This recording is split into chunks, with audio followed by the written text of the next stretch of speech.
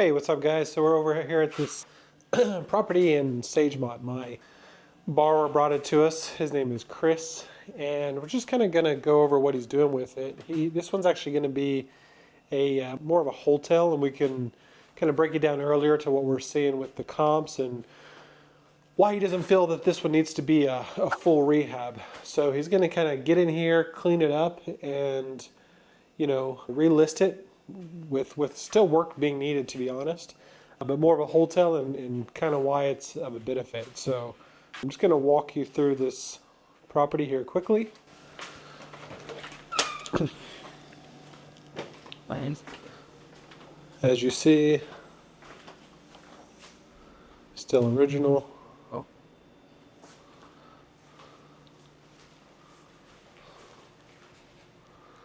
Oh, that's one thing you always want to watch out for is the dogs. This guy here seems pretty friendly. Nice vaulted ceilings in here, but yeah, it's all basic. Here's the floor. Now, one thing I do feel is that there is a little bit of foundation work that needs to be done. Best way to check that always is, look for cracks up here. Look on the doors. See if the door jambs have any. Yeah, not a bad front room here. Here's the master. Let's see if we got any lights. Yep, so this is the master bath. Now this is interesting. It's a walk-in shower. Looks like they might have taken some space from this room. Yep. You'll see here. They actually extended this to make that shower bigger. Looks like we'll need to clean up the floors. You might throw some carpet over the top of these. Repaint. So mostly keeping everything original. It's got a closet in there. It's 2 bedrooms.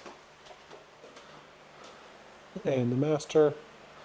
Let's go in and check out the master bathroom. So yeah, not terrible shape, just everything very original.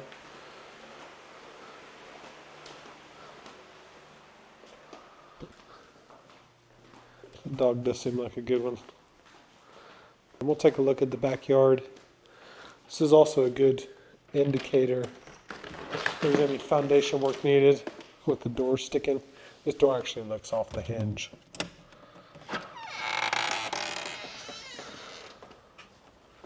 Fence line needs to be propped up. It might have happened during barrel. Also see that there's a little bit of damage here on the softened fascia. Also, that panel looks a bit dated. So might need to at least update the box. I do like where this one sits, though. It sits on the back of like a walking trail. The roof doesn't look too bad. It's a 30-year shingle. Looks like it'd just be cleaned up a little bit. But what I really wanted to talk about is kind of the key points of what would make a wholesale deal. And for me, the biggest one is days on market. So again, you're just comparing everything that you see on the market. And if properties are selling that need a bunch of work, but they're being sold as is with very low days on market, it's a good indicator that you don't need to, come in and over rehab a property. And again, we'll kind of break down the numbers. So just to cap this off, guys, I want to show you about this unique function we have on the website, the Spark Lending website. It's a cash to close calculator. Now, obviously, with the wholesale, we're not going to have a rehab budget, right? So this would be 0, and the purchase price would be $165,000. Now the resale, 230. It really is kind of doesn't matter too much here as long as you stay under that 70%, which it will. So as you see, the cash to closing is pretty low, right? 10K. So look here.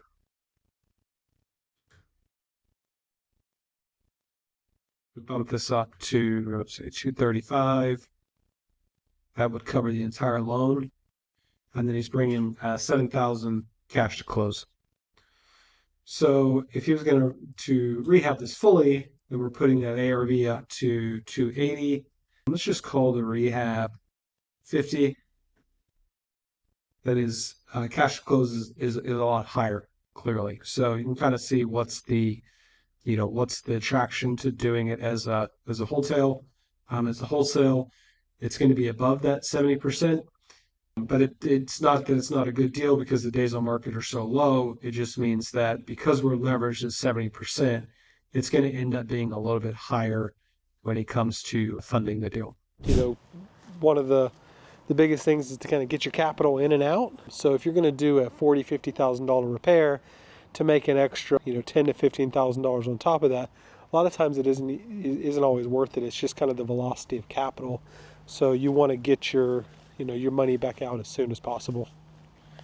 So I think his idea of this one, of cleaning it out, leaving a lot of it original, fixing a couple things, which aren't a huge expense, like your paint, put carpet in those back floors, which aren't very good, giving it a real deep clean. Now, if it does need foundation, you'd probably want to, correct that. Here in Houston, we have a lot of foundation problems, so it's not always a huge deal.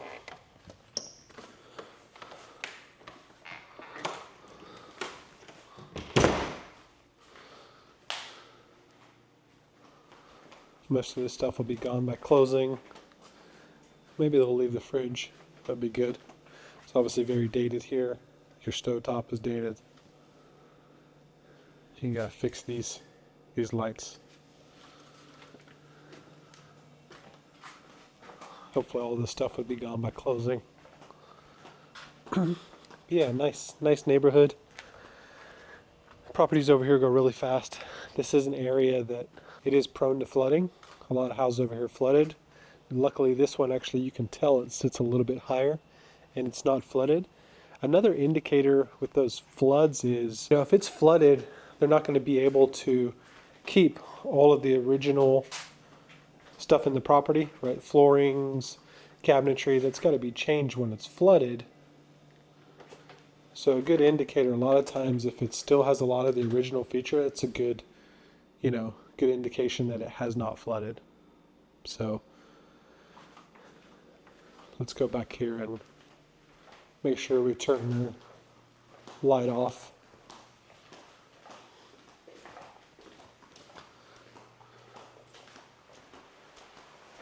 Good size master bath. This thing here is definitely funky.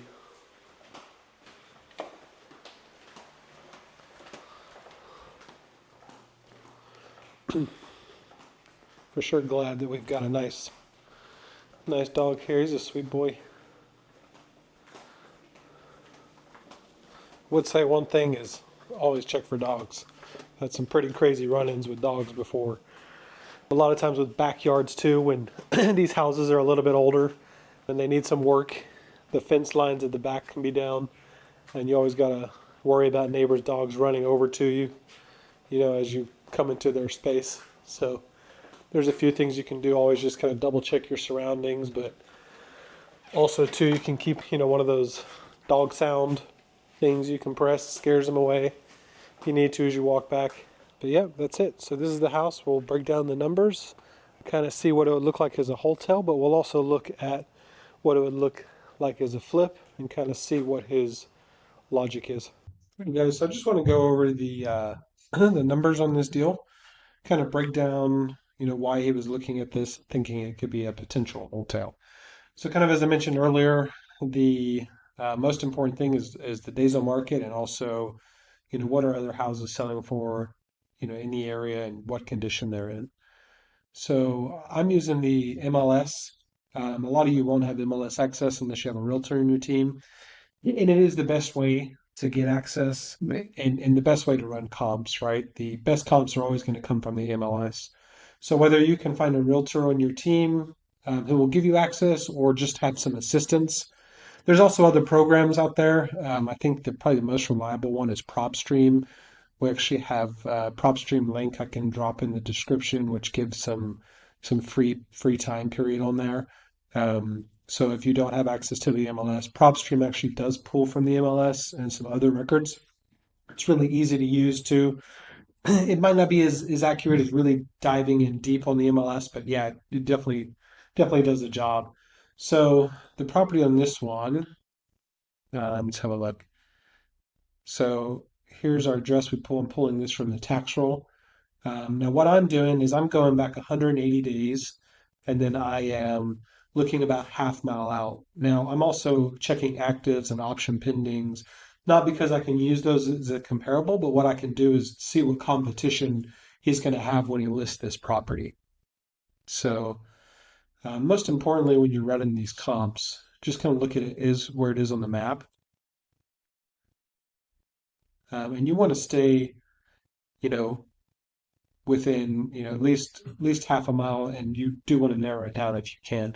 You also want to check things like in Houston, we have big on flood zones. So this one's in a 500 year. I couldn't comp anything out in like an X flood zone, a better flood zone. But I could pull stuff in a AE 100 or something that floods badly because obviously we're X 500, so it's a little bit better. Now, what else I want to do is, check the square footage. So this property is 1,700 square feet. I might go 2,000 and below. And bedrooms, bath is 3.2. So I can use anything 3.2 and under, but I don't want to use a 4 bedroom. I don't want to use a three bath, right? So here's I have three actives right here, one option pending. I did notice this one here is a 2006. So I don't want to use that one because that's a newer build. Now, if you can see, most of these are built in the 1970s. So these are more than likely all the same developer who came in and built the subdivision. So let's check on the actives quickly. 228.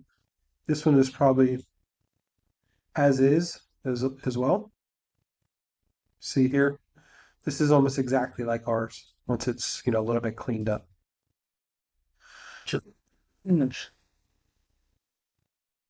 This one here at 246 is smaller, so probably a little bit better shape.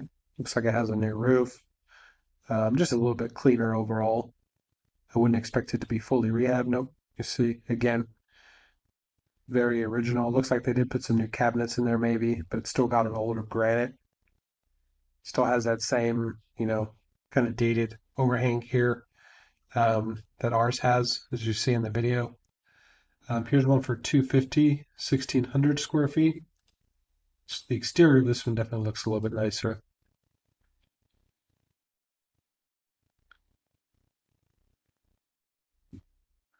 Again, pretty dated.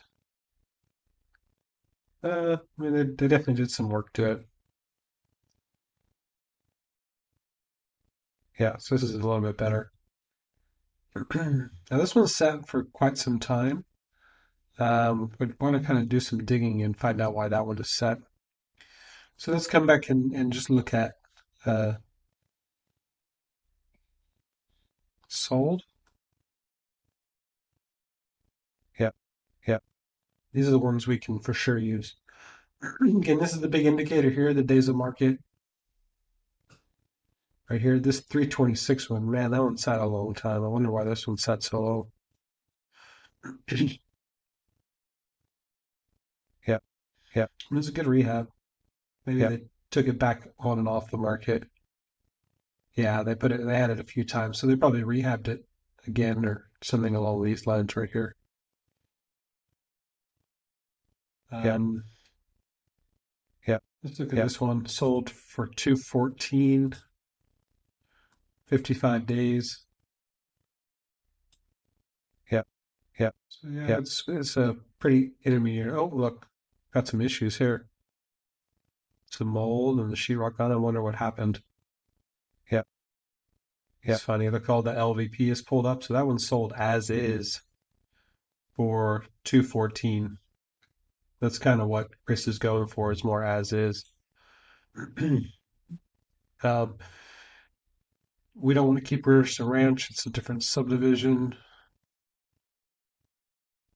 Yep, yep, yep. And we want to only have three bedrooms, if you recall. So let's put 3 here. Yep, yeah. And then these are going to be our comps. So let's look at the price per square footage. We'll take these 3 best ones. Yep, yep, yep, yep. And all of these should be pretty nice. Yep, yep, yep, yep, yep, yep, yep. That's a nice back. You see, yeah, they did good work on this one. This property, oh, I think we already looked at this one. This one they got a good price on because it's still a lot of original features to it. And this one, 285. Yep, yep, yep. And this one too was not overly rehabbed. So you can see that on these, this one at 269 was probably the best one, flip wise. But also look at the days on market here. This one sold the day it hit the market. This top one on Sage Country. This one on Sage Orchard sold in 12 days, and this one on Sage Orchard sold in 8 days. So really good days on market.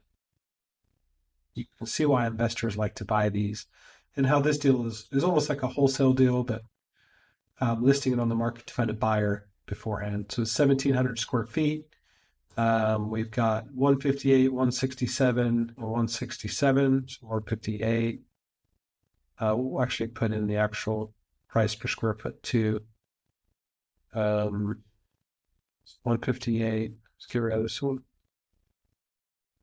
Yep, yep, yep. 0.05. We're going to put in 167.39. Yep, yep, yep, yep. Then we're also going to put in 167.45. Yep, yep, yep, yep, yep, yep. Divide this by 3. The 3 houses we use gives us 164.29. We're going to times this by our square footage of 1702. Yep. Gives us an ARV right around 280. So he's buying this for 165. So if we were going to get this at 70%, 195, that would leave the investor, about just around 30,000 to be a 70% deal. Now that's very, very good in this neighborhood. If they were going to do a full rehab, they're going to be a little bit higher than that 30,000 rehab, right? They're probably going to be closer to 45, maybe even 55,000. But because the days on market are so low, it allows you to buy a little bit higher than that 70%, right? Because your debt coverage is going to be less. It's going to be a much easier sell. So it's definitely a deal where an investor can get out of it quicker. So yeah, that's why I think it's not a bad idea to just test the market. He's going to close it at 165, and then he's going to list it. And it could even be an in buyer who wants to get in there and update it and make changes, and they're still getting a property far less than they would, by buying one at 280 fully flipped. I just want to give you a little bit more texture about what Wholetail is and why it can be a good strategy. Now, I always think it's good, and it's what you really want to do is to be able to evaluate every deal and find out what the best exit strategy is. Now, mostly on this channel, we're going to be following newer investors and kind of all the issues they go through and all the pain points they want to go through or they end up going through for their flip, documenting it from the very beginning to all the numbers, all the way up until the sale of the property and how much they made. But I always think as you're creating your lead generation, which is one of the most important things as a house flipper, you're going to come across properties which have additional exit strategies, right? Whether to flip it, whether to wholesale a deal, whether to wholetail a deal, it really just kind of depends on those metrics and what's the quickest way to keep the wheels turning to get to make money from it without always necessarily having to spend 3, 4, 5 months on, on the actual rehab and all the pains that come with a flip. So what wholesale is and kind of what the name came from, it's a hybrid of retail, which is, fully flipping a house and putting it on the market, to wholesale. And a lot of you will probably know what wholesale means already, but wholesale is, you're taking the property and you're assigning it or you're selling it to an investor. You're not particularly closing on it, right? A lot of times what you're doing is you're taking that contract and you're assigning the rights of your contract to that end buyer. So when you're talking about wholesale, it's actually you closing on the property, whether you're getting a loan on the property or you're buying it for cash and then you're putting it back on the market and reselling it. But it can be a very powerful strategy. The MLS is access to a lot of buyers, and a lot of buyers who often pay more than that normal 70 to 75%. Guys who don't have time to go around and look for a house or work with wholesalers, they just want to buy a house off the MLS. And you can have a property which might need a little bit of work, or you could buy it very clean and you can still make your money and no work needs to be done. So yeah, wholesale is a hybrid between wholesale deal and retail deal, and I think it's a very important tool to have in your toolbox, that when you're getting these leads, you're evaluating these leads to know, what's the best exit strategy for it. I hope you've enjoyed this little video we made on the wholesale. We're going to document this entire process from this first video to walking through all the way up until when Chris sells the property. We're also going to interview Chris and kind of go over the numbers and how he gets his deals. We've worked with him for a long time. He can tell you how he found this deal. He's buying this deal for $165,000, what he plans on selling it for, what his closing costs are when he buys it, with the loan, the $165K loan. And then when he sells it, how much profit he made with all of his holding expenses, clean out expenses, if he did paint, if he did carpet. And then what we can do too is compare that, run some analysis if he would have put in the full amount of work and, spent all the time to flip it and try to get closer to that 280 ARV that we ran. But I think he's probably going to list it in the low 200s, maybe even the high 190s. We'll see. We'll get his feedback. But yeah, we're going to document every stage of this wholesale deal, as long as document all these newer investors that are coming up. Hopefully you guys can learn a lot from it. I would really appreciate it if you follow us, like us, and get along for the journey for all these investors. I think it's going to be a lot of fun seeing all these different houses and all these different investors from different backgrounds flip these houses. So we're excited to have you. If you have any questions, I think what I'd like to try to do is, on the end of every video, is answer any questions that our viewers might have. So email me at joe@sparklending.com. We can pick some out of there and go through an in-depth answers, that anything you have related to flipping, anything you have related to finance, just let us know, or you could even put it down in the comments and we can pick up on some of those, and every week we'll be able to answer those questions for you, and we can all learn together and make your flipping journey a success.